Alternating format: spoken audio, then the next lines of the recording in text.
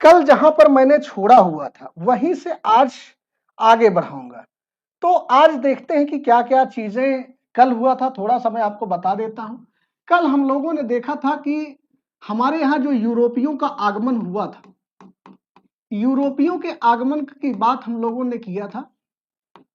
और यूरोपियों के आगमन में हम लोगों ने बात किया था कि अंग्रेज और फ्रांसीसी, मैंने आपको बताया था कि अंग्रेज जो हैं और फ्रांसीसी लास्ट में दो ही दावेदार बचते हैं, एक जिनमें दोनों में के बीच में एक युद्ध होता है। उस युद्ध का नाम होता है क्या? कर्नाटक, यानी बैटल ऑफ कर्नाटक, जिसमें 3 प्रकार के युद्ध किए जाते हैं और फाइनली ये डिसाइड हो जाता है कि भारत की दावेदारी रखने वाला एकमात्र अंग्रेज बचते हैं।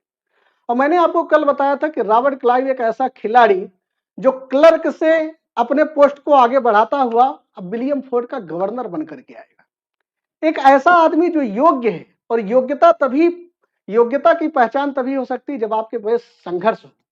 जब भी आपकी कठिनाई आएगी उसी बीच जो आदमी निकल करके आता है वो अपनी योग्यता का परिचय दे करके चला जाता है। मैंने आपको कल एक फार्मूला बताया था, उस फार्मूले को हमेशा ध्यान रखिएगा कि हमारे देश पर जितने भी आक्रमण हुए, या हमारा ही देश नहीं, कोई भी दुनिया में देश ले लीजिए, मैंने आपको एक बताया था भैया कि समृद्धि जो है, समृद्धि कमजोरी के साथ नहीं रह सकती है। यानी जो हमारी समृद्धि है किसी भी देश की, वो कमजोरी के साथ टिक ही नहीं सकती है। यही लाइन अगर आप सोचिए, अपने जीवन में उतार करके देखिए, तो ये लाइन आपके लिए भी डिपेंड करता है। अगर आप संघर्ष से भागेंगे तो आपको सफलता कभी नहीं मिलेगी। आपको संघर्ष चाहिए, आप जीवन में संघर्ष करते रहिए, तब तक लड़ते रहिए जब तक आपको सफलता मिल नहीं जाती है। जीवन ही संघर्ष का नाम है। तो इसी संघर्ष, इसी लाइन को आगे बढ़ाते हुए आज एक ऐसे व्यक्ति की भी चर्चा करूंगा जो पूरा का पूरा खिलाड़ी है। ऐसा खेल खेलता, एक तीर से ट्रिपल शॉट, कहते हैं ना कि एक तीर से, आज तक सुना होगा कि एक तीर से 2 निशाना, एक ऐसा व्यक्ति जो एक तीर से 3 निशाना लगा रहा है। बात करेंगे उसी व्यक्ति की। तो आज हम लोग जो टॉपिक शुरू करने वाले हैं वो है हमारा बंगाल।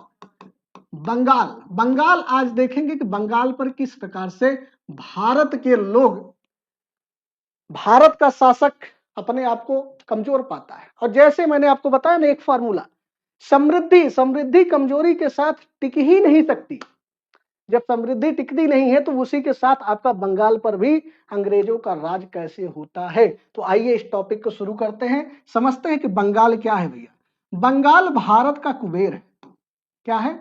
कुबेर। तो आप जानते हैं कि कुबेर जितने खजाना है सब तो आपके कुबेर बाबा ही सब कुछ देते हैं। तो ये बंगाल जो है भारत का कुबेर है। कैसे? हमारे यहाँ भाई प्राकृतिक संसाधन बहुत है। प्राकृतिक संसाधन इतना ज्यादा है, नेचुरल रिसोर्सेज आपके इतने ज्यादा हैं कि आराम से आप जीवन यापन कर सकते हैं। बहुत ज्यादा आप व्यापार कर सकते हैं, तरह तरह के मटेरियल को यूज कर सकते हैं। दूसरा सबसे बड़ा चीजें क्या है यहाँ पर भैया, हमारे पास है गोल्डन लैंड। गोल्डन लैंड है हमारे पास, कह सकते हो कि सोने की चिड़िया। कल भी आपको मैंने बताया था कि हमारे यहाँ गोल्डन लैंड क्यों? क्योंकि इंडो चाइना से बॉर्डर शेयर करता है। इंडो चीन से क्या कर रहा है? बॉर्डर शेयर कर रहा है, जिसमें व्यापार इतनी चरम सीमा पर है कि बंगाल कुबेर बन जा रहा है। बंगाल भारत का कुबेर बन जा रहा है भाई, कि इंडो चाइना की व्यापार की वजह से। साथ ही साथ यहाँ पे क्या भैया, हैंडीक्राफ्ट सबसे ज्यादा क्या है भैया यहाँ पे, हैंडीक्राफ्ट यानी हस्तशिल्प। आप कह सकते हो कि हस्तशिल्प यहाँ पर इतना ज्यादा है कि हर आदमी कोई ना कोई काम कर रहा है। आज का दौर देख लीजिए, आज के दौर में आपको बेरोजगार दिख सकते हैं, लेकिन उस समय का बंगाल बेरोजगार नहीं है। हर घर में कोई ना कोई काम करने वाला, यानी हम कह सकते हैं आत्मनिर्भर ग्राम है। आत्मनिर्भर ग्राम। इसीलिए तो भैया अंग्रेज आए अपने यहाँ। अंग्रेज क्यों आ रहे हैं? अंग्रेजों ने तर्क दिया, एक बड़ा प्यारा सा शब्द होता है। अंग्रेजों से जब पूछा गया भैया तुम हमारे यहाँ आए किस लिए थे, कहें हम आपको सुधारने आए थे, हम आपको सभ्य बनाने आए। आप सोचो, जो आदमी पहले से इतनी बड़ी संस्कृति, हड़प्पा सभ्यता दुनिया की सबसे पुरानी संस्कृति हमारे यहाँ से, हमको सभ्य बनाने के लिए आए। कहे तुम लोग तो बिखरे पड़े थे, हम तो तुमको जोड़ने के लिए आए। तो भारतीय इतिहासकार जो है वो काउंटर अटैक करते हुए कहते हैं भैया हमारे यहाँ का इतिहास है, छोटे छोटे राज्य हमेशा साम्राज्य बनकर के खड़े हुए। साम्राज्य का विघटन फिर हुआ, फिर बड़े बड़े साम्राज्य बन करके उत्पन्न होते। आप देख सकते हो गुप्त साम्राज्य, मौर्य साम्राज्य, मौर्य के बाद मौर्योत्तर थोड़ा सा टूटा, फिर गुप्तोत्तर, गुप्तोत्तर के बाद छोटे छोटे साम्राज्य, फिर आगे आपका क्या, तुर्क आ गए, फिर मुगल एक साम्राज्य बना। तो हमारे यहाँ का इतिहास रहा है, समय के अनुसार शासक बदलते हैं और समय के अनुसार परिस्थितियां बदलती हैं। परिस्थितियों के बदलने की वजह से हमारे यहाँ कभी कभी छोटे छोटे राज्य भी थे, तो काउंटर करने के लिए हमारे यहाँ सभ्यता की कभी कमी थी ही नहीं, हमारे यहाँ कभी भी रिसोर्सेस की कमी कभी थी ही नहीं, हमारे यहाँ कभी भी गरीबी थी ही नहीं। इसीलिए तो अंग्रेज हमारे यहाँ आए थे, बस अंग्रेजों ने हमको मूर्ख बनाना शुरू किया। भारतीय जनता भी पढ़ी लिखी नहीं थी, पढ़ी लिखी होने के बाद भी जो था ऐसा दौर चला, उन्होंने क्या किया, भू राजस्व पर प्रहार किया। अभी आगे चल करके मैं सब चीजों की बात करूंगा, बस टॉपिक पे अपने देखता हूं कि बंगाल किस प्रकार से रिसोर्सेज के मामले में इतना ज्यादा है। तो ये भैया भारत का कुबेर है। क्यों? क्योंकि यहाँ नेचुरल रिसोर्सेज है, यहां पर क्या है, गोल्डन लैंड है। क्यों? क्योंकि इंडो चाइना से बॉर्डर खुलता है, व्यापार चरम सीमा पर चल रहा है, हस्तशिल्प आत्मनिर्भर ग्राम है, यहां हर आदमी अपने आप पर निर्भर है। तो जब इतनी चीजें हैं तो प्रश्न उठता है भैया क्यों, प्रश्न उठता है भैया क्यों अंग्रेजों ने कब्जा यहां पर क्यों किया? क्योंकि कुबेर हासिल करना चाहते थे, भारत का कुबेर उनके हाथों से लग गया। अब आपके दिमाग में तुरंत प्रश्न क्लिक करना चाहिए, कल मैंने आपको बताया था कि दक्षिण भारत में उनके हाथ में क्या लगा, सोने की चिड़िया। कल ही आपको मैंने बताया था साउथ में उनके निगाह कहां बन चुकी थी भैया, सोने की चिड़िया पर आकर टिक गई थी। इसी वजह से क्या किया, उनको लगा कि चलो भैया दक्षिण में तो जीत ही लिए हैं, आज आते हैं उत्तर भारत पर भी चलो जीत लेते हैं। तो याद रखिएगा जब उत्तर भारत की जब भी चर्चा होती है तो मैं आपको बताऊंगा दो तीन नाम। एक व्यक्ति है उसका नाम है क्या, रोजर ड्रेक, बहुत महत्वपूर्ण आदमी है, ध्यान रखिएगा। एक व्यक्ति है रोजर ड्रेक, ये है क्या, विलियम फोर्ट का गवर्नर। विलियम फोर्ट आप जानते हैं बंगाल वाला, विलियम फोर्ट का गवर्नर है। इस व्यक्ति का नाम आप जरूर याद रखिएगा, विलियम फोर्ट का गवर्नर। इसके मन में एक लालसा जग जाती है, इसके मन में लालसा क्या होती कि हमने दक्षिण भारत को जब जीत लिया है तो क्यों ना हम बंगाल को भी जीत ले। लेकिन पहला प्रश्न तो ये उठता है घुसोगे कैसे, किसी के घर में अगर घुसना है भैया तो घुसोगे कैसे, ये मैटर करता है। तो घुसने के लिए क्या चाहिए भैया, इसके पास हमारे यहाँ क्या है, शासक बैठे हैं। कौन शासक, हमारे यहाँ विदेशी देखे नहीं कि दिमाग उनका चलना शुरू हो जाता है। कभी आज आइए सपोज करिएगा आपके यहाँ कोई इंग्लैंड की लड़की आ जाए आपके गांव में, पूरा गांव का जमावड़ा लग जाएगा, चलो भैया देख आते। अंग्रेजों ने बड़ा फायदा उठाया। उन्हीं में से 1651 ईस्वी में, सबसे पहले याद रखिएगा 1651 ईस्वी में सबसे पहले हुगली में इन्होंने पहली फैक्ट्री डाली। कौन? अंग्रेजों ने। ठीक है, तो पहली फैक्ट्री डाली, उस समय आदमी था कौन, ये मैटर करता है। उस समय याद रखिएगा शाह सुजा था। शाह सुजा कौन है भैया, ये शाहजहां का लड़का है। शाह सुजा शाहजहां का लड़का है। इसने क्या किया भैया, इसकी एक बेटी थी, इसकी एक बेटी थी। उस समय बंगाल का शासक कौन था भैया, शाह सुजा। इसकी एक बेटी थी जिसको बीमारी हो गई, पीलिया कहा जाता है, उसको पीलिया हो गई थी, और पीलिया की बीमारी को ठीक करने के लिए अंग्रेज लगाया गया। उस अंग्रेज का नाम था डॉक्टर बाउटन। इतना याद रखने की जरूरत नहीं, बस आप कहानी है, कहानी के माध्यम से इसको समझने का प्रयास करिए। डॉक्टर बाउटन ने इसकी बेटी का इलाज कर दिया, शाह सुजा की बेटी। इतना प्रसन्न हो गया यह व्यक्ति, कहा भैया 1 साल के लिए, 1 वर्ष के लिए तुम क्या करो, 3000 रुपए कर दे करके व्यापार मुफ्त करो। यानी पूरे साल में 3000 रुपए दे करके टैक्स फ्री कर दिया बंगाल में भैया, हुगली में, कि तुम व्यापार करना शुरू कर दो। अंग्रेज की एक बड़ी चालाकी हुआ करती थी कि वो बेचारे क्या करते थे, किसी प्रकार से किसी के घर में घुसो और घर में धीरे धीरे लड़ाई लगवा दो, लड़ाई करके उसके घर को कब्जा कर दो। ये अंग्रेजों की पहली प्राथमिकता थी। कल भी मैंने आपको बताया इस तरीके से इन्होंने क्या किया भैया, डॉक्टर बाउटन ने शाह सुजा की बेटी को ठीक कर दिया, और इतना प्रसन्न हो गया शाह सुजा कि 3000 वार्षिक कर के बदले कहा भैया हुगली में व्यापार मुफ्त कर। अंग्रेज कहे ये तो बड़ा बढ़िया है यार। तो इसी बात का फायदा उठाते हुए 1600, याद रखिएगा 1698 ईस्वी में एक व्यक्ति आया जिसका नाम है क्या, अजीमुस्सान। एक व्यक्ति आया जिसका नाम है अजीमुस्सान, वो भी यहाँ का गवर्नर बना। कहाँ का? बंगाल का। अब अजीमुद्दीन देखा इंग्लैंड की बड़ी प्यारी प्यारी लड़कियां, अंग्रेज तो बड़े चालाक थे, उनको किसी बात से ये नहीं, अंग्रेजों का टारगेट एकदम फिक्स है, हमको भारत का कुबेर चाहिए, अर्थात बंगाल चाहिए, किसी भी हाल में चाहिए। इन्होंने क्या किया, अजीमुद्दीन को जब देखा तो बड़े प्रेम से ले जा करके इसको पर्सनल सर्विस आप लोग समझते हैं, पर्सनल सर्विस देना शुरू किया। अजीमुद्दीन एकदम मगन, इसने पर्सनल सर्विस से इतना खुश होकर के इसने क्या किया भैया, पर्सनल सर्विस इसको मिल गई, पर्सनल सर्विस से इतना खुश होकर के 3 गांव की जमींदारी दे दिया भैया, 3 गांव की जमींदारी इनको दे दिया। उस 3 गांव की जमींदारी सूतानाती, कालीकट और गोविंदपुर, मैं तीनों का नाम लिख देता हूं। 3 गांव जो आपको इसको मिल गए भैया, कौन कौन से, एक आपका सूतानाती और दूसरा कालीकट और तीसरा गोविंदपुर। आप सोचो कि भैया कोई आदमी पर्सनल सर्विस दिला करके 3 गांव की जमींदारी ले रहा है, मगन है, खाए पिए मगन है।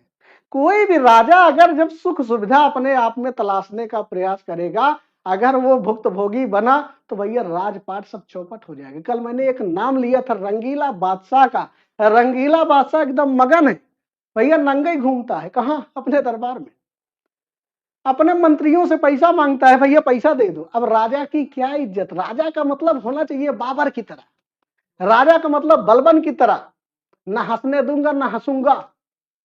तो राजा देखो इस तरीके से, इसने क्या किया भैया, ये राजा कौन भैया, अजीमुद्दीन। अजीमुद्दीन इतना खुश हो गया पर्सनल सर्विस से, इसने 3 गांव की जमींदारी दे दिया, और 3 गांव की जब जमींदारी ये पा गए ना, तो बाद में इसी का नाम पड़ गया क्या, कलकत्ता। बाद में यही तीनों क्या हो गए भैया, बन गए कलकत्ता। अब 3 गांव की जमींदारी मिल गई, अंग्रेजों को बड़ा मजा आया, यार ये तो गजब हो रहा है हमारे साथ, फ्री में सब कुछ, केवल पर्सनल सर्विस दे करके अगर चीजों को मिल जा रही तो क्या बात, ये मिल गया। कुछ दिन वेट किए, शासन सत्ता चेंज, सत्ता परिवर्तन हो गई, और सत्ता जैसे परिवर्तन हुआ एक आदमी आया। इस एक आदमी जानते हैं जिसका नाम है क्या, फर्रुख शिखर, फर्रुख शिखर या फर्रुख सियार, इसको बोलते, कहीं कहीं सियार लिखा होता, लेकिन हम शिखर से ही काम चलाते हैं, फर्रुख शिखर। ये फर्रुख शिखर क्या करता भैया, इसको भी बड़ी लत थी, वो किसकी भैया, पर्सनल सर्विस की। ये भी चाहता था कि हमको भी मिल जाए क्या, पर्सनल सर्विस। बड़ा मगना था, बड़ा मजा आ रहा था इसको पर्सनल सर्विस लेने से। अंग्रेज तो चाहते ही थे किसी प्रकार से तुम भैया लिप्त रहो, हम तो पूरा साम्राज्य लेने के लिए खड़े ही है। ये व्यक्ति, इसने क्या किया, पर्सनल सर्विस के नाम पे कहा भैया लो पास ले जाओ, पास यानी जिसको बोलते हैं क्या, दस्तक। ये बहुत इंपॉर्टेंट पॉइंट है, याद रखिएगा। इसने एक पास दे दिया, कहा मुफ्त व्यापार करो भाई, जितना मन करे पास दिखाओ, निकलो। जैसे आप कहीं ट्रेवल करते हो तो आपका एक पास बन जाता है कि टिकट वाला जब भी आपसे पास आएगा तो दिखा दोगे भैया पास है यहाँ से वहां तक। वैसे इसने एक पास दे दिया, कहा भैया पूरे बंगाल में तुम कहीं भी व्यापार कर सकते हो फ्री में। किसके लिए, पर्सनल सर्विस के लिए। अब इतना ज्यादा आदमी जब पहले से सुख ले रहा है तो भैया अंग्रेजों को तो मौका मिल रहा है ना, और अंग्रेजों को जब मौका मिलेगा तो ये भैया छोड़ेंगे थोड़ी। ये क्या किया, पास खुद पाए, जैसे मैं पास पा जाऊं, सपोज करिए कि मैं पास ले लूं, मुझे मिला पास, या सपोज करिए एक है भारत गवर्नमेंट यानी इंडिया गवर्नमेंट, आप देखिए भारत सरकार, एक कोई भारत सरकार है, ठीक। अब भारत सरकार है, एक अडानी की कोई कंपनी है, सपोज करिए अडानी की कंपनी, ठीक। अब भारत सरकार ने क्या किया भैया, भारत सरकार ने अडानी की कंपनी को यानी अडानी को क्या दिया, एक पास दे दिया कि भैया तुमको जहां व्यापार करना है तुम बड़े आराम से कर सकते हो।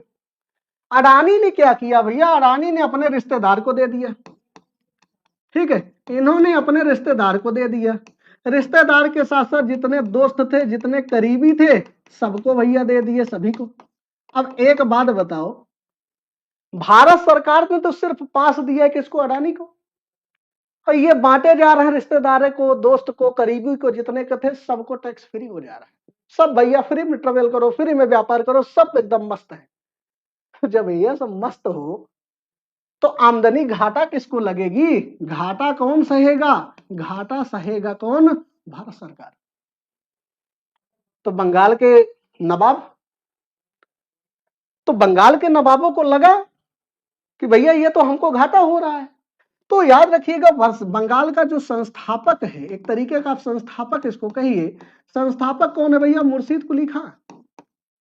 मुर्शीद कुली खां यहां का संस्थापक है।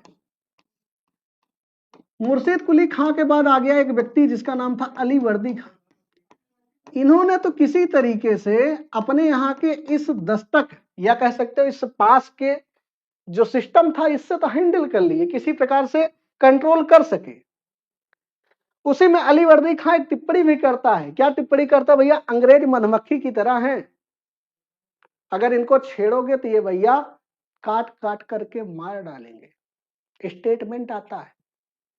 अली वर्दी खां ने कहा कि ये भैया अंग्रेज जो हैं ये मधुमक्खी की तरह हैं, अगर इनको नहीं छेड़ोगे तो ये शहद देंगे, और अगर इनको छेड़ दोगे तो काट काट करके मार डालेंगे। दोनों लोग तो भैया किसी तरीके से बंगाल की स्थिति को बरकरार रखे।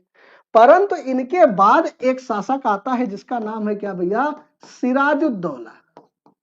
सिराजुद्दौला एकदम नया व्यक्ति, नवयुवक आदमी, एनर्जेटिक, एकदम एनर्जी से भरपूर है, 21 साल की उम्र है, दौड़ता खून है, खोल रहा है। देखा इन सारी कंडीशनों को। अब कहते हैं ना कि एक सलाह देने वाला अगर आपके पास बेहतर होना तो आप अगर काबिल नहीं है तब भी आप काबिल बन जाते हैं, लेकिन अगर आपका एक सलाहकार आपका, आप काबिल भी हैं और अपना दिमाग मतलब एनर्जेटिक है, और एक सलाह देने वाला आपको अगर कोई मंदबुद्धि व्यक्ति मिल जाए तो आप कहीं ना कहीं भ्रमित हो जाते हैं। ये आदमी बड़ा पावरफुल आदमी, एनर्जेटिक है, एकदम योद्धा आदमी, लेकिन एक्सपीरियंस नहीं है। 21 साल की उम्र में आपको कौन सा एक्सपीरियंस मिलेगा भैया? 21 साल की उम्र में ये राजा बन करके तैयार हो जाता है और अंग्रेजों की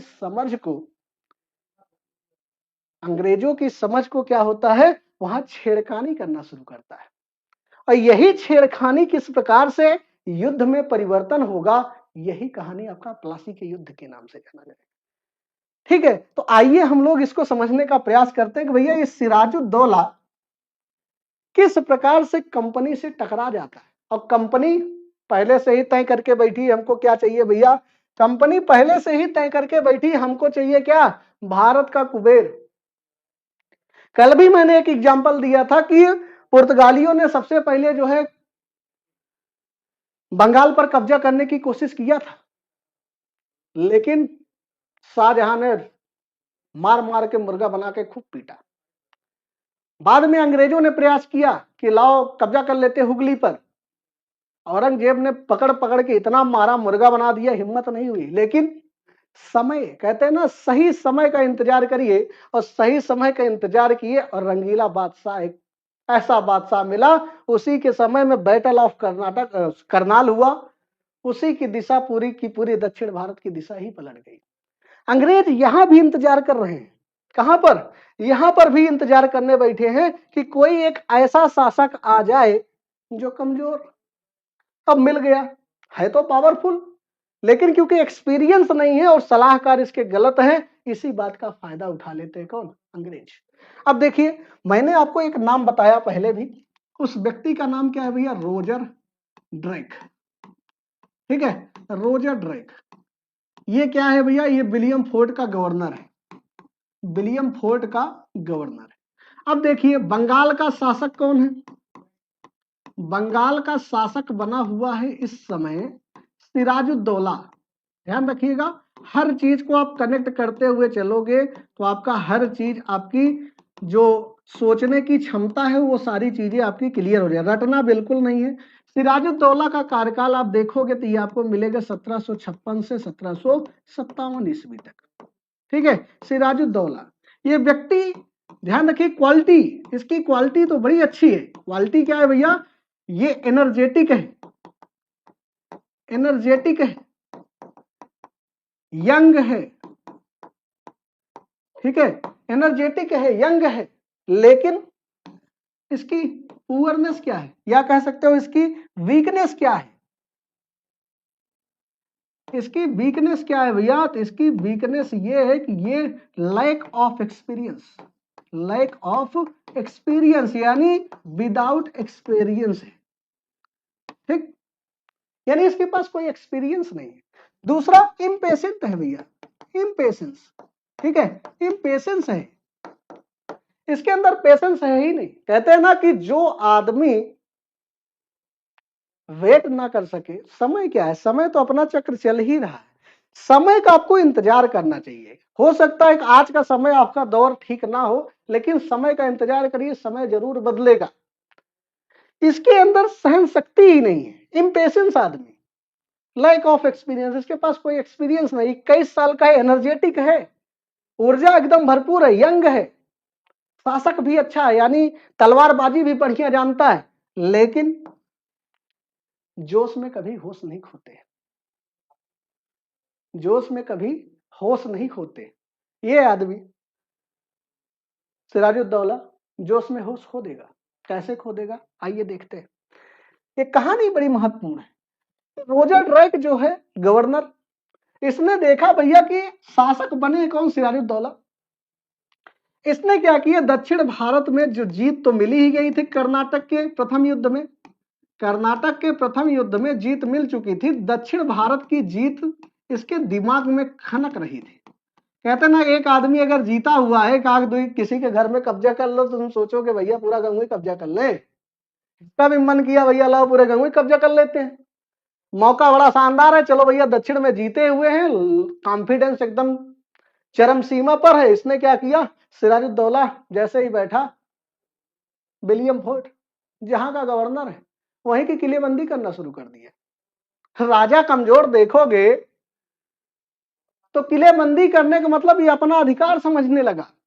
याद रखिएगा कि रोजर ड्रैक ने क्या किया भैया, इसने छेड़खानी शुरू किया, क्या भैया, किलेबंदी करना शुरू किया। कहां की किलेबंदी, याद रखिएगा, किलेबंदी करना शुरू किया कहां, फोर्ट विलियम की। कहां की, फोर्ट विलियम की।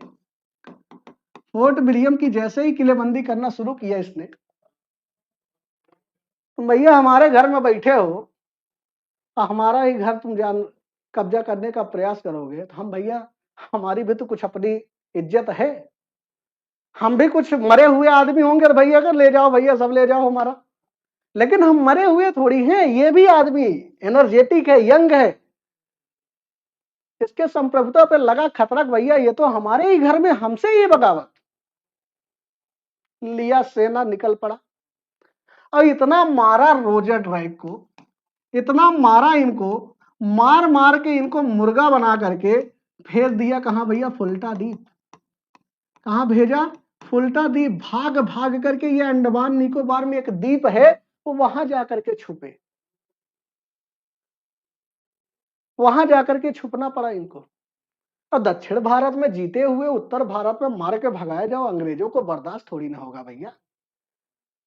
एक तरफ मैं जीत रहा हूं, दूसरी तरफ तुम हार जाओ, ऐसा बर्दाश्त हमको नहीं होगा। इसने तुरंत क्या किया, भेजा खिलाड़ी आदमी। कौन खिलाड़ी, रॉबर्ट क्लाइव। रॉबर्ट क्लाइव को भेजा कहां, बंगाल, और विलियम फोर्ट का गवर्नर बना करके। अंग्रेजों ने बड़ी शानदार चाल चली भाई। मैं तो कहता हूं कुछ भी हो, अंग्रेजों ने कितना भी हमको लूटा, दिमाग को उनके मैं सैल्यूट करता हूं कि कितना रणनीति उनकी बेहतर होती थी, वो रणनीति के साथ युद्ध के मैदान में उतरते थे। रोजर ड्रैक जब मार के यहां से भगाया गया, तो याद रखिएगा जब यहां से हुआ क्या कि फोर्ट विलियम, ध्यान रखिएगा कहानी किसकी चल रही है, फोर्ट विलियम की। फोर्ट विलियम पर अब कब्जा किसका हो गया, कब्जा हो गया किसका, तो कब्जा हो गया, याद रखिए, सिराजुद्दौला का। यहां से भागा कौन, यहां से भागा रोजर ड्रैक, और रोजर ड्रैक के स्थान पर अंग्रेजों ने गवर्नर किसको बना दिया, अंग्रेजों ने गवर्नर बनाया रॉबर्ट क्लाइव को। रॉबर्ट क्लाइव खिलाड़ी आदमी, दक्षिण भारत में कल मैंने आपको बताया था किस प्रकार से खेला और चंदा साहब को लेकर के डूब गया। सिराजुद्दौला कब्जा करता, कहते ना ये एक्सपीरियंस हमेशा हर जगह काम आनी चाहिए, एक्सपीरियंस नहीं है तो बेकार हो भैया, सब कहानी आपकी बेकार है। ये क्या किया, कब्जा तो किया ये बेवकूफ आदमी, एक मानिक चंद्र, क्या नाम है भैया इसका, एक मानिक चंद्र जो आपका सिविल अधिकारी है, मानिक चंद्र जो एक सिविल अधिकारी है, उसको इन्होंने क्या किया भैया, जिम्मेदारी सौंप दिया। सिविल अधिकारी है ये, उसको जिम्मेदारी सौंप दे रहे भैया ये बेवकूफ आदमी। अरे इतना बड़ा इंपॉर्टेंट क्षेत्र दक्षिण भारत में देख रहे हो कि अंग्रेजों ने किस प्रकार भैया हमको जीता, दक्षिण भारत पे कब्जा कर लिया, मद्रास हमारे हाथ से निकल गया, और तुम सीख नहीं रहे हो, तुम क्या कर रहे हो, जीत रहे इतने बड़े बढ़िया किले को जिसको अंग्रेजों को मार के तुम भगाए हो, एक छोटे से तुच्छे से आदमी को क्या दे रहे हो, वो भी सिविल अधिकारी। अधिकारी अधिकारी तो हमेशा घूस लेने के लिए पैदा हुए, उनको मिल जाए तो कौन पैसा नहीं लेना चाहता है। मानिक चंद्र को इसने क्या किया भैया, यहाँ की जिम्मेदारी दे दिया। जैसे मानिक चंद्र को जिम्मेदारी मिली, उसी समय पहुंचा कौन, फोर्ट विलियम में गवर्नर बन के रॉबर्ट क्लाइव पहुंचा तुरंत किसके पास, मानिक चंद्र के पास। कहा भैया, हाँ साहब पैसा लोगे। अब तुम सोचो, कोई आदमी है बैठा हुआ है, अब तुम्हारे घर पे मैं तुमसे आऊं और तुमसे कहूं भैया पैसा दे दो, या एक बोरा पैसा उठा के ले आकर के तुमको दे दूं, तो तुम भैया मना करोगे क्या। तुम भी सोचोगे भैया एक बोरिया पैसा अगर साधारण से मिल रहा है तो कौन मना करेगा। मानिक चंद्र, रॉबर्ट क्लाइव ने उसको क्या किया, एक बोरिया रुपया पकड़ा दिया, मानिक चंद्र बिक गया भैया, ये आदमी बिक गया यानी खरीद लिया गया। और जैसे ये बिका, इसने कहा साहब कई लोग और हैं जिनको मैं जानता हूं, सब बिकने के लिए तैयार है, पैसा दोगे। कहे बिल्कुल पैसा दूंगा, खोजो। तो रॉबर्ट क्लाइव की जो चालाकी थी, इस चालाकी जो इसकी थी, ये सबसे इंपॉर्टेंट था भैया। क्या कहा भैया, अगर लंका का दहन करना हो तो एक व्यक्ति को पकड़ो जिसका नाम है क्या, विभीषण। राम कभी भी रावण का अंत नहीं कर सकते थे। क्यों, क्योंकि वो ईश्वर तो थे लेकिन आए थे मनुष्य रूप में। अगर विभीषण उनको नहीं मिला होता कि नाभि में मारने से उसका क्या है, सारे जो है सर बार बार निकल के चले आगे, नाभि में मारने पे ही उसकी मृत्यु होगी, ये सिर्फ और सिर्फ बात कौन जानता था, विभीषण जो रावण का भाई था। कहा जाता है कि किसी व्यक्ति ने विभीषण, जबकि राम का सच्चा भक्त, लेकिन कोई दुनिया में ऐसा आदमी नहीं होगा जो अपने बेटे का नाम विभीषण रखेगा। अपने ही भाई का लंका का दहन करा देता है, लंका का नाश करा देता है, कोई वहां दिया जलाने वाला तक नहीं बचता, वो है विभीषण। रॉबर्ट क्लाइव कहा भैया विभीषण ढूंढो, कहां पर, बंगाल में, जो तुम्हारे जैसे और हो। इसने कहा ठीक भैया, विभीषणों की कमी हमारे यहाँ बिल्कुल नहीं है। तब तक बुलाया किसको भैया, मीर जाफर को। मीर जाफर कहा भैया साहब हम भी हैं। कहे कहा चाहिए, कहे गवर्नर बनना है, सॉरी नवाब बनना है, बंगाल का नवाब बना दो साहब। कहे सेनापति हो कम है का, कहे साहब नवाब बनना है। कहे ठीक है बना दूंगा। नवाब बनने के लिए इसने क्या किया भैया, किसको, अपने ही राजा से दुश्मनी ले लिया, अपने ही राजा से धोखेबाजी करने के लिए तैयार हो गया। दूसरा व्यक्ति भैया, दूसरा ओमी चंद्र, ओमी चंद्र, खादिम खान, इतने सारे जो हैं सभी के सभी सब विभीषण, आदि लगा देता हूं, कई विभीषणों को इन्होंने क्या किया, सबको पैसा खिलाया। इतना पैसा खिलाया कि ये लोग बेचारे, अब ये साहब अकेला क्या करे भैया।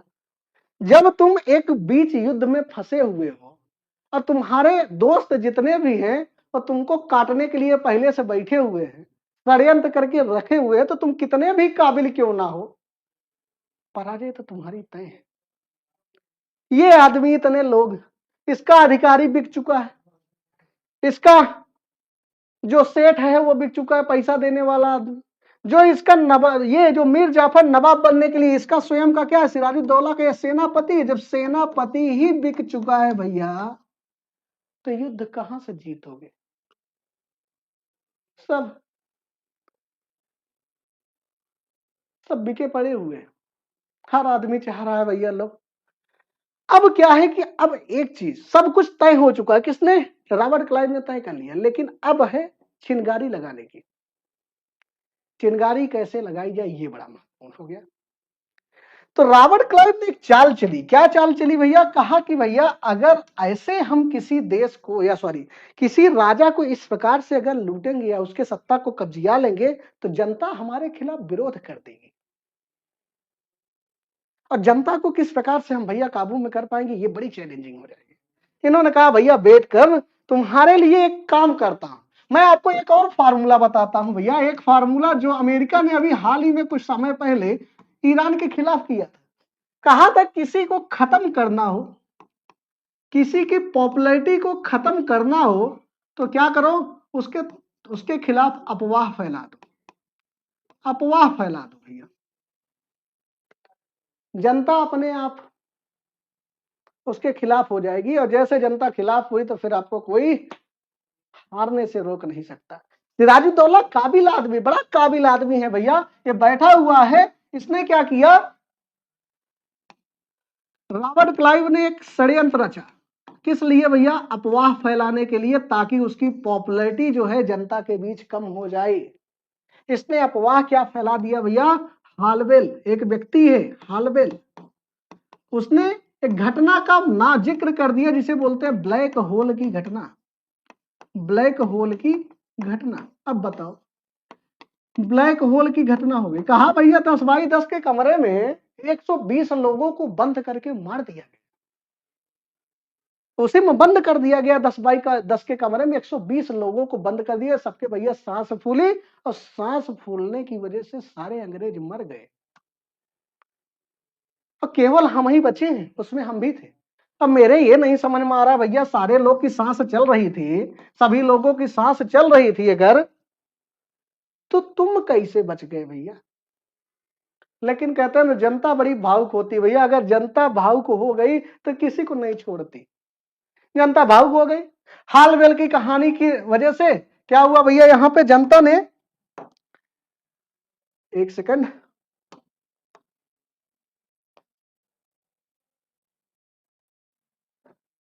हैंग कर रहा है क्या?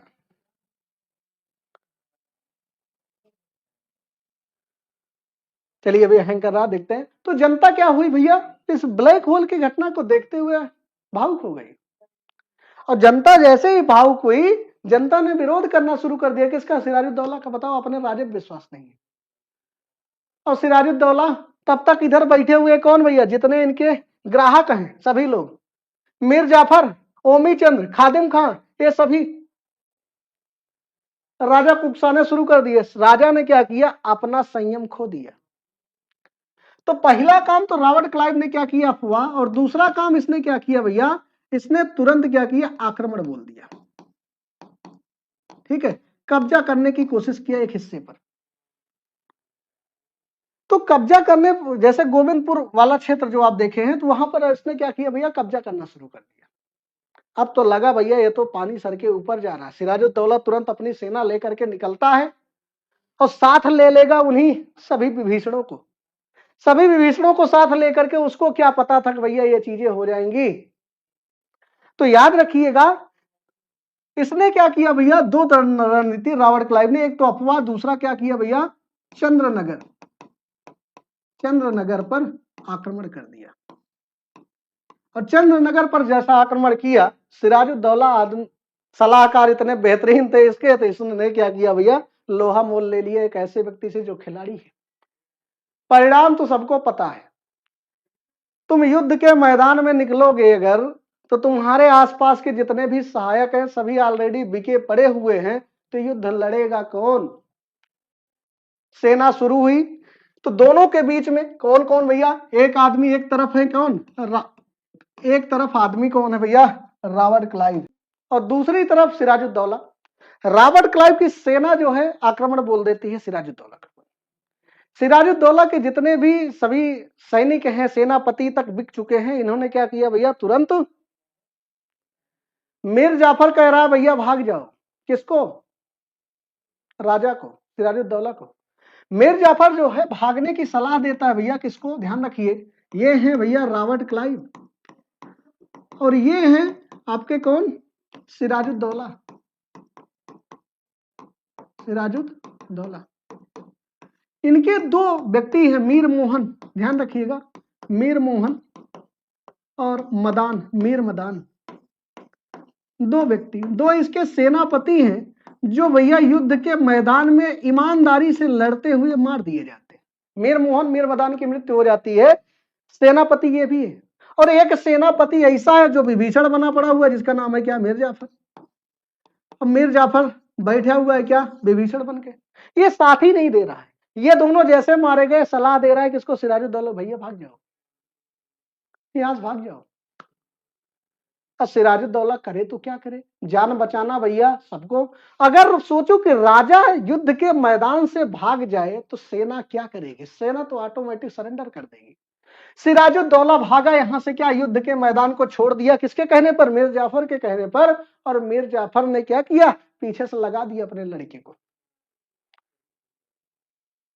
एक तरफ तो क्या कह रहा है? भाग जाओ युद्ध छोड़ के, जैसे ये युद्ध छोड़ करके भागने लगा, पीछे से अपने लड़के को लगा दिया, भैया इसको जीवित किसी प्रकार से छोड़ना नहीं।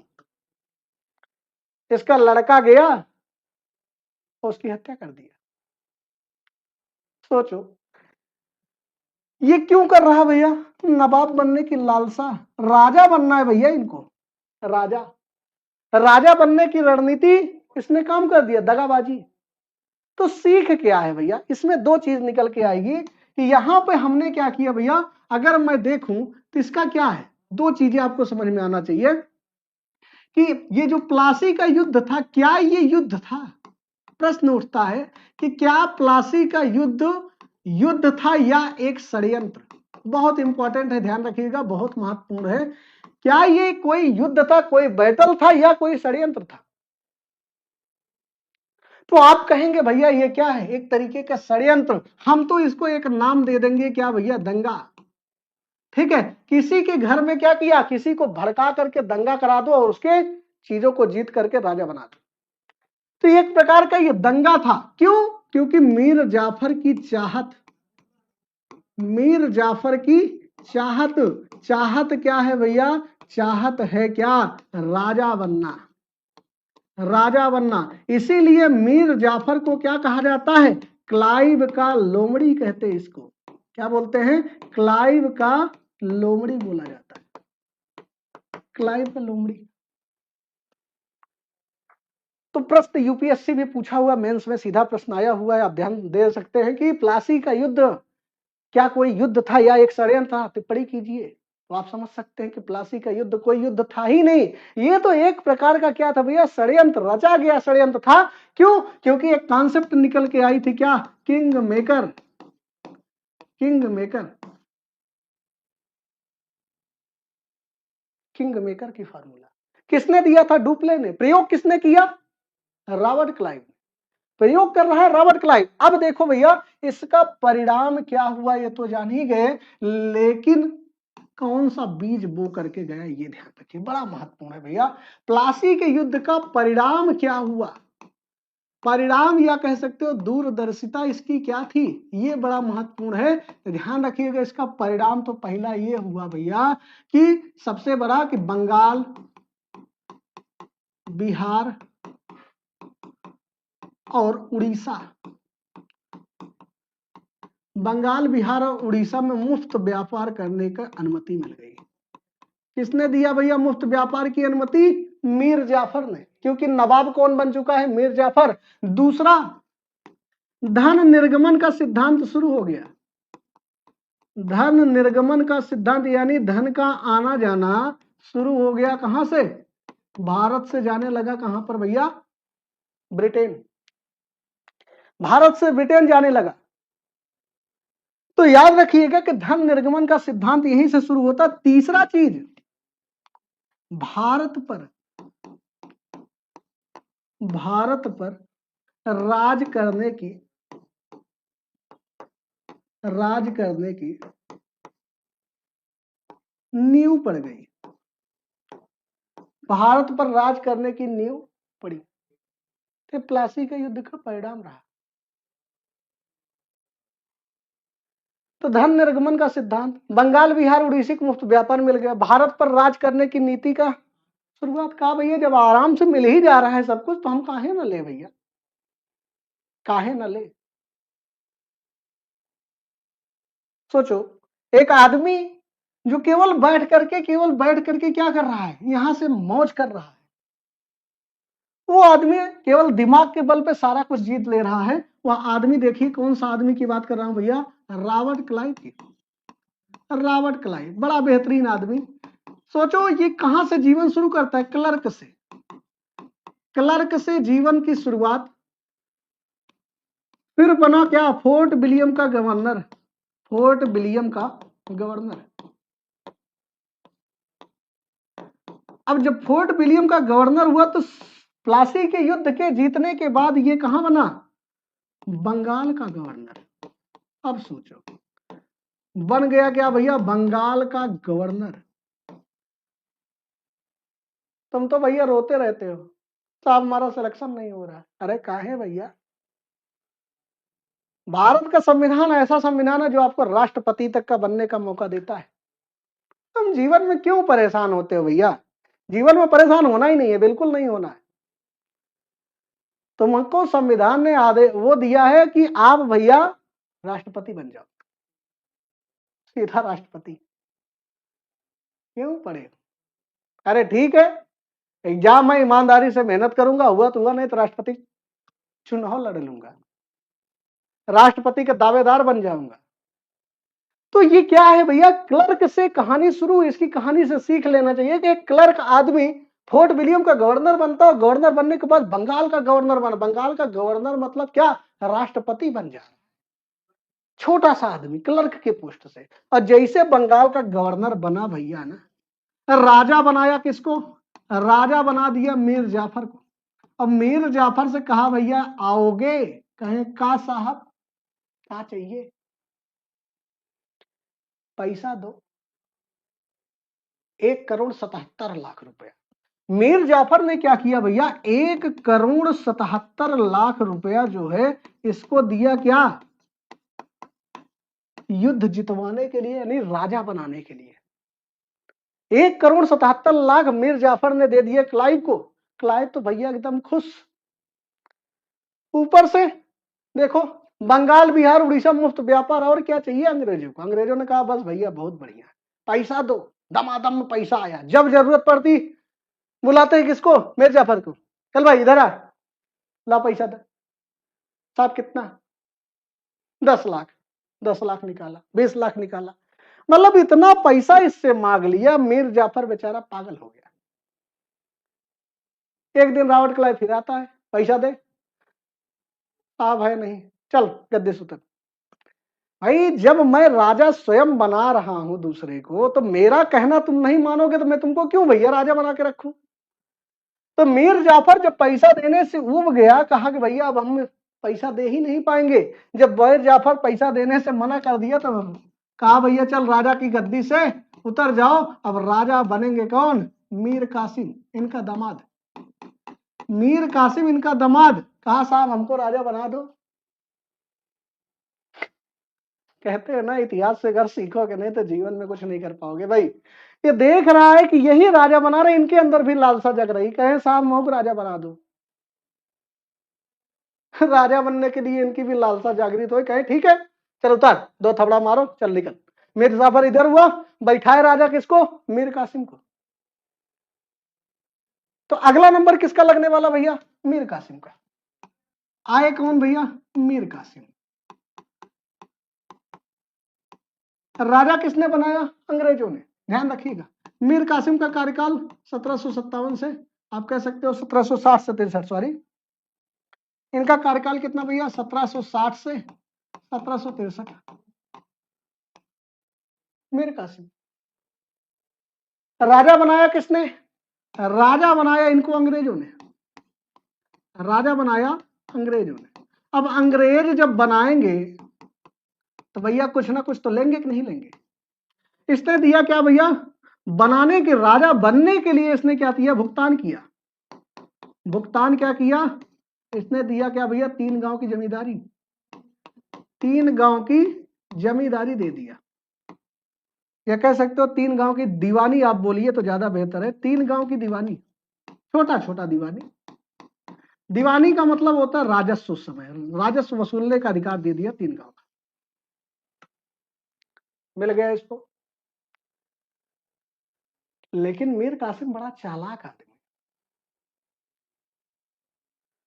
तुम्हारा कोई मालिक है, मालिक से ही दुश्मनी निकालोगे तो मालिक तुमको छोड़ेगा? तुम्हारा मालिक कौन, अंग्रेज। तो ये भैया चालाकी करने लगे मीर कासिम। अब मीर कासिम जैसे चालाकी करना शुरू किए, अंग्रेजों को खटक गई। क्या खटक गई, आइए देखते हैं। तो ध्यान रखिएगा, मीर कासिम के अंदर लालसा जाग गई। लालसा क्या जागी भैया, राजा बनने की। हम भैया बनेंगे क्या, वास्तविक राजा, जनता की निगाह में हम राजा बनना चाहते हैं, जनता की निगाह। अभी क्या है, गुलाम किसके, अंग्रेजों के। लेकिन इनके अंदर लालसा जग रही कि हम भैया राजा, वास्तविक राजा बनेंगे अपने जनता के। तो ये क्या करेगा भैया, किसी को राजा बनना है तो एक फार्मूला है, राजा बनने के लिए भी आपको फार्मूला की जरूरत है भैया। अगर आपका देश का विकास करना है, अपने आप को विश्व गुरु कहलाना है हमारा देश, तो सबसे बड़ा चीज हमारा क्या है, आर्थिक पावर। सबसे बड़ी चीज क्या है भैया, आर्थिक। फिर उसके बाद आपकी आएगी क्या, राजनीति। और राजनीति के साथ साथ आपका क्या है, सैन्य पावर बहुत मजबूत होना चाहिए, सैन्य पावर। और सैन्य के साथ साथ आपका प्रशासनिक, एडमिनिस्ट्रेशन, ठीक है, प्रशासनिक। ये सुधार बहुत जो, जब तक आपके पास पैसा नहीं आएगा तुम कुछ भी कहो भैया हम राजा हैं, हाँ हैं, पैसा मांग लो, साहब नहीं है तब किस बात का राजा भैया। राजा वही जिसके पास खजाना है, इसके पास राजा तो है, खजाना नहीं है। ये खजाना बनाने की रणनीति सिद्ध करेगा। कैसे खजाना बन सकता है, तो ये क्या करेगा, आर्थिक स्थिति को मजबूत करेगा, अपनी राजनीतिक स्थिति को मजबूत करेगा, अपनी सैन्य स्थिति को मजबूत करेगा, अपनी प्रशासनिक स्थिति को मजबूत करेगा, और एक राजा बनना शुरू कर देगा, वास्तविक राजा। एक बात बताओ, अगर ये सारे सुधार ये करना शुरू कर दे, क्या अंग्रेज चुपचाप बैठेंगे क्या?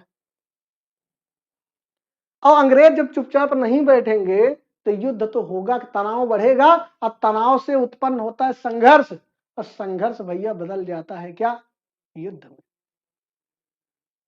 संघर्ष क्या होगा, युद्ध में बदल जाएगा। तो कैसे, तो मीर कासिम के, याद रखिएगा, मीर कासिम के सुधार, मीर कासिम के सुधार बड़ा महत्वपूर्ण है भैया, इसको ध्यान रखिएगा।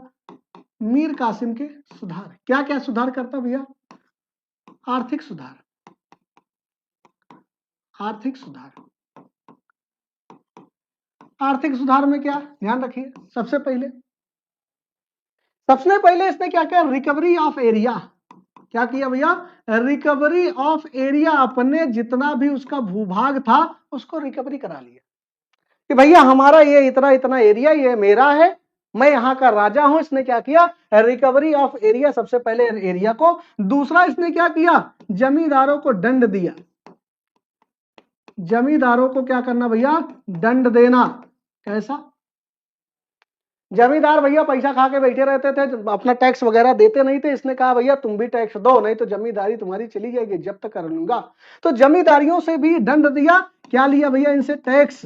और टैक्स के साथ इसने एक काम और किया, अतिरिक्त टैक्स लगाया, अतिरिक्त टैक्स को भी बढ़ा दिया, यानी कुछ और टैक्स। और एक टैक्स था क्या भैया, खजरी जामा।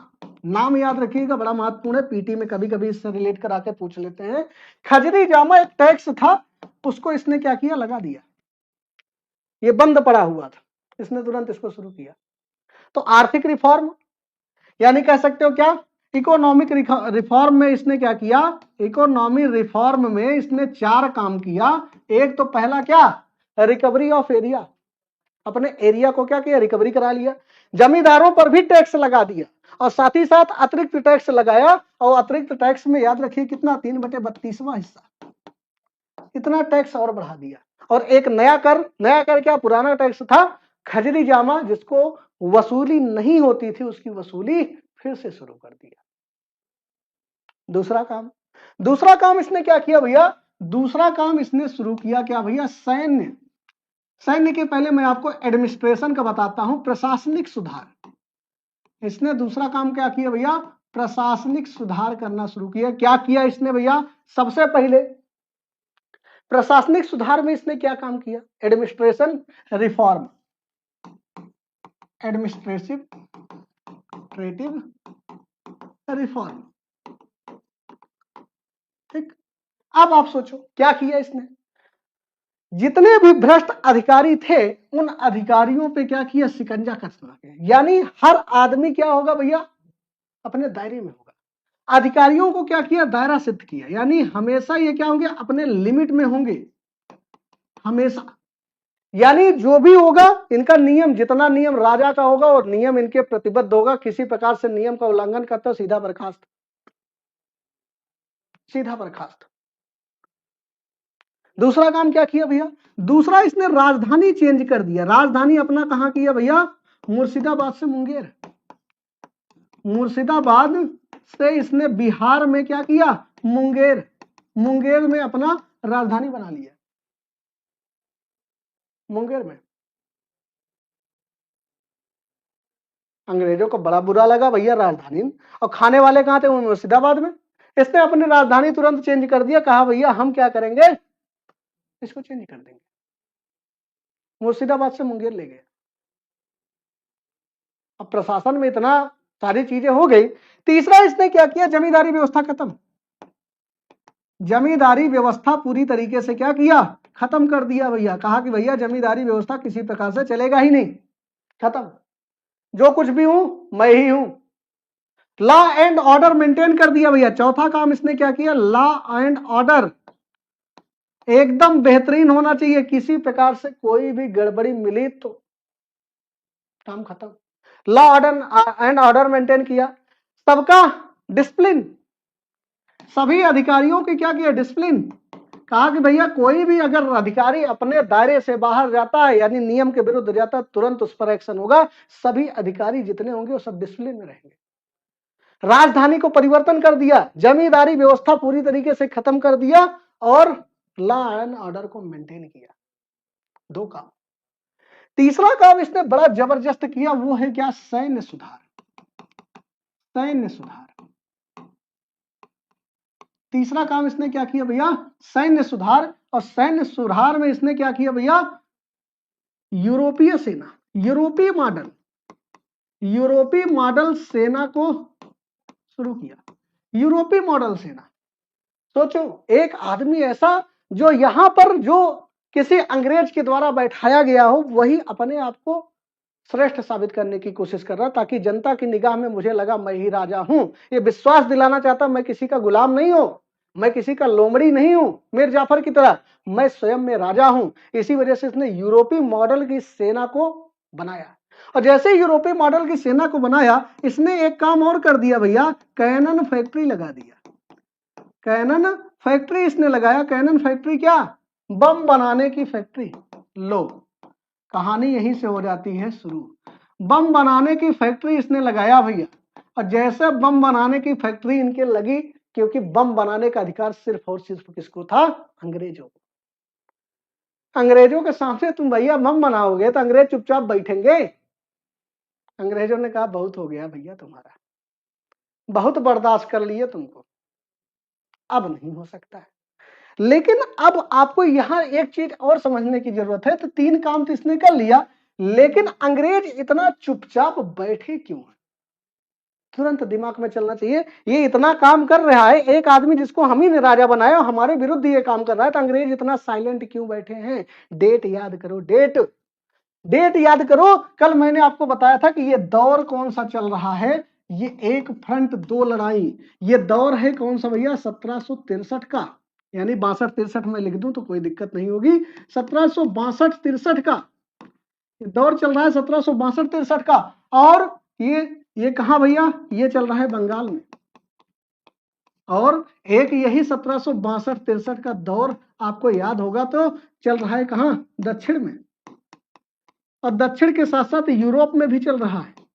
कल ही मैंने आपको बताया था क्या, सप्तवर्षीय युद्ध, सप्तवर्षीय युद्ध कल पढ़ाया था कि सप्तवर्षीय युद्ध चल रहा है कहां पर, विदेश में यानी यूरोप में, और साथ ही साथ भारत में क्या चल रहा है, दक्षिण में भी युद्ध चल रहा है। कर्नाटक का तृतीय युद्ध, कर्नाटक का थर्ड वार, सोचो कर्नाटक का तीसरा युद्ध चल रहा है। ये आदमी एक फ्रंट पर सीखना चाहिए कि एक फ्रंट पर भैया हम दो जगह युद्ध नहीं लड़ेंगे, सीधी सी बात है। अंग्रेजों ने समझदारी दिखाई, समझदारी क्या थी कि इसके हरकतों को इसने बर्दाश्त किया। क्यों? क्योंकि एक फ्रंट पे दो युद्ध नहीं लड़ना चाहता था, एक फ्रंट पर दो युद्ध लड़ना नहीं चाहता था, इसी वजह से इसने क्या किया, इसकी सभी हरकतों को बर्दाश्त किया। अब जब सभी हरकतें इतनी चल रही हैं भैया, तो इतने बर्दाश्त करने के पीछे आपका कारण समझ में आना चाहिए भैया एक फ्रंट पे हम दो युद्ध नहीं लड़ेंगे, रिस्क नहीं लेना बिल्कुल भी।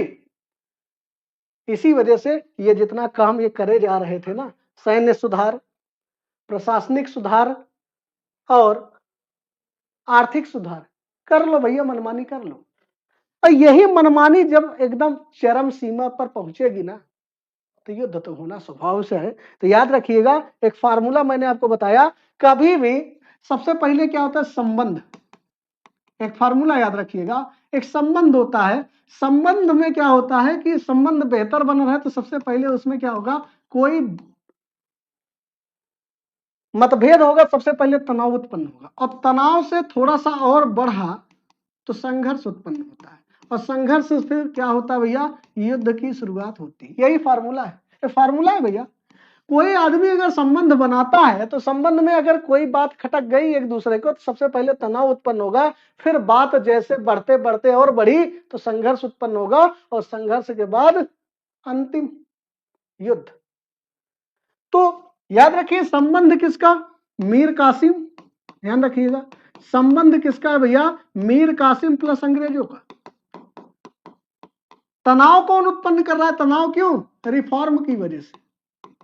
तनाव क्यों हो रहा है भैया, रिफॉर्म की वजह से, आर्थिक सुधार, सैन्य सुधार और प्रशासनिक सुधार कर रहे हैं। अब यही तनाव संघर्ष में कैसे बदल गया, यही जो है तनाव संघर्ष में कैसे बदल गया, ये कहानी कल शुरू होगी, ये याद रखिएगा। और इसी को सुनाएंगे कल आपको एक एलिस एपिसोड। क्या सुनाएंगे भैया, एलिस एपिसोड आपको बताएंगे कि क्या है ये एलिस एपिसोड, उसी की बात करेंगे कि किस प्रकार से तनाव संघर्ष में बदल रहा है, और संघर्ष की वजह से क्या होगा, युद्ध में परिवर्तन हो जाए। और यही से एक युद्ध हम लोग कल पढ़ेंगे, बक्सर का युद्ध, और बड़ा शानदार तरीके से देखेंगे कि किस प्रकार से बक्सर का युद्ध होता है, और भारत का एक अमूल रतन, भारत का कुबेर अंग्रेजों के हाथ लग जाता है, और नई शुरुआत होती है द्वैध शासन की। तो आज हम लोगों ने प्लासी का युद्ध पूरा पढ़ा, ठीक है। तो कल हम लोग पढ़ेंगे क्या भैया, एलिस एपिसोड, और एलिस एपिसोड से आगे कहानी को बढ़ाएंगे और बेहतर तरीके से काम करते हुए आगे बढ़ेंगे। और कोई भी किसी प्रकार की कोई भी दिक्कत होगी, कोई भी समस्या होगी, तो आप लोग मैसेज करके आप पूछ सकते हैं। कोई किसी प्रकार से अगर आपको समझ में चीजें नहीं आती, आप कमेंट करके हमसे डायरेक्टली पूछ सकते हैं, ठीक है। तो कल हम लोग फिर सेम टाइम 6 बजे कल फिर से मिलेंगे, तब तक के लिए नमस्कार, जय हिंद।